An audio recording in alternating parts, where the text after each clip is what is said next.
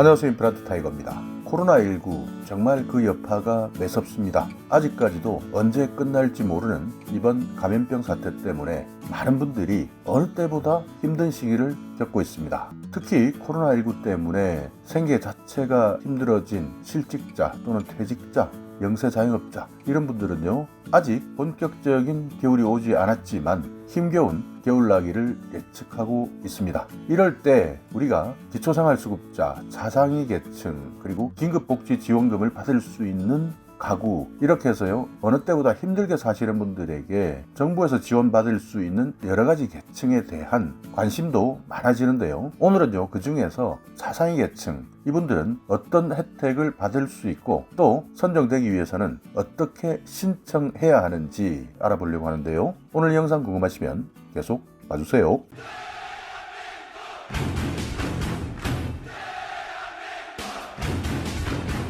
네, 정말 어려운 시기다 보니까요, 기초생활수급자나 자상위 계층, 그러니까 정부로부터 지원받을 수 있으려면 어떤 조건을 갖춰야 되는지, 또 내 재산은 얼마여야 되는지, 이런 기준에 대해서 많은 분들이 궁금해 하십니다. 그러니까 우리가 일반적으로 생각할 때 부유층이다, 중산층이다, 저소득층이다 이렇게 이야기할 때요, 내가 어느 정도 현금을 가지고 있느냐, 또 내 집은 얼마로 평가받고 있느냐, 이런 재산을 놓고 서로 판단을 하는데요, 물론 개인별로 느끼는 기준은 다르겠지만 정부에서는 이것을 평가하는 기준을 나누고 있습니다. 그렇기 때문에 차상위 계층이다 라고 한다면 중위소득 50% 이하를 이야기하는데요, 중위소득이라는 것은 우리나라의 전체 가구를 놓고 가장 돈을 많이 버는 분부터 가장 돈을 적게 버는 분까지 줄을 세웠을 때 가장 중간에 위치한 가구의 소득을 중위소득 100% 이렇게 이야기를 하는데요, 중위소득의 150%를 초과할 때는 상류층, 그리고 중위소득 50%에서 150% 사이에 계시는 분들을 보통 중산층으로 분류하고 있습니다. 자, 그러면 내년 차상위 계층, 그러니까 중위소득 50%에 해당되는 가구의 소득 기준을 살펴보면요, 기준 중위소득 100%는 1인 가구는 182만 7,831원 이렇게 기준 중위소득을 정해놓고 있는데요, 여기에 딱 절반인 91만 3,916원 이하이면 차상위 계층 중위소득 50%에 해당이 되고요, 2인 가구는 154만 4천원 이하 이렇게 생각하시면 되고요, 4인 가구는 243만 8천원 이하 이렇게 생각하시면 되겠습니다. 이렇게 소득이 기준 중위소득 100%의 절반인 50% 이하에 해당이 되어야 일단 차상위 계층의 조건에 해당되는 것이죠. 물론 기초생활수급자로 선정되시는 분, 생계급여는 중위소득 30% 이하, 의료급여는 중위소득 40% 이하, 주거급여는 45% 이하, 교육급여는 50% 이하 이렇게 되어 있는데요, 그만큼 생계급여를 받으시는 분들이 가장 소득이 적다 이렇게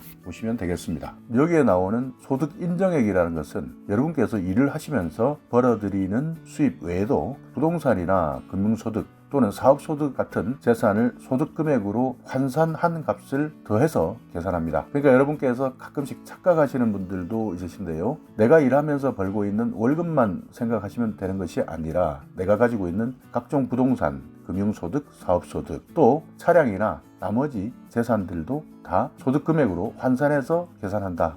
그렇기 때문에 지금 현재 내가 일을 하면서 벌고 있는 근로소득만 가지고 계산을 했다가 낭패를 보는 분들도 많이 계십니다. 차상위 계층에 해당이 되시면요, 차상위 자활근로 참가자라는 혜택을 받을 수도 있고요, 차상위 한부모 가족 보호 대상자, 차상위 학인서 발급 대상자, 차상위 장애수당 수급자, 차상위 장애인 연금 부가급여 수급자 이렇게 나뉘는데요, 기준 중위소득 50% 이하를 기본으로 하는데 추가적인 차이에 따라서 지원받는 종류와 계층도 달라질 수 있다. 이런 내용에 대해서는 여러분께서 보건복지부 콜센터 129번을 통해서 상담 받으셔도 되고, 아니면 여러분께서 살고 계시는 주민센터에서 복지 담당 공무원과 상세하게 상의를 하시면 되겠습니다. 자, 그렇다면 차상위 계층이 받을 수 있는 혜택은 어떤 것이 있을까요? 먼저 교육급여를 받을 수 있습니다. 그러니까 고등학교에 재학 중인 경우에는 수업료, 운영지원비, 점심값 이런 것들을 받을 수 있고요. 각종 교재비, 부교재비 이런 것들도 받을 수가 있는데 내년 2021년에는요. 초등학생은 28만 6천 원, 중학생은 37만 6천 원, 고등학생은 44만 8천 원 이렇게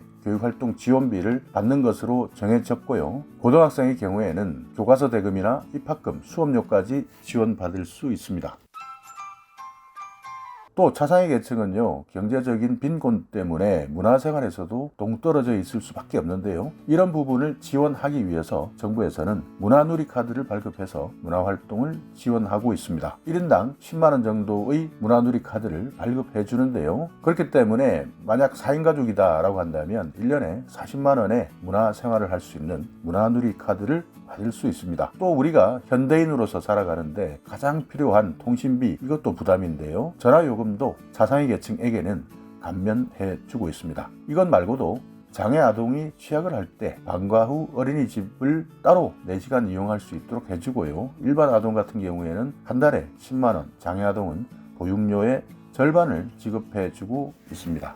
여기에다가 또 다른 혜택은요. 기초생활수급자 또 차상위 계층을 포함해서 기준중위소득 65% 이하의 경우에는 평생교육 바우처도 지원받을 수 있습니다. 평생교육 바우처라는 것은 한 사람당 1년에 35만 원 이내에서 지원을 받는데요. 이 지원금으로 교육을 수강하거나 또는 학점을 취득하고 자격증을 취득하고 이러는데 사용할 수 있습니다. 여기에 또 건강보험료, 쓰레기봉투, 생계비, 국민건강, 장기요양보험료, 소액건강보험료 이런 것들도 지원을 받을 수 있는데요. 물론 지방자치단체마다 조금씩 다릅니다. 그렇기 때문에 내가 어디에 사느냐 또 지방자치단체에서 복지에 대한 정책이 많이 있느냐 없느냐에 따라서 조금씩 차이가 날 수 있다 하는 점도 기억해 두시기 바라겠습니다.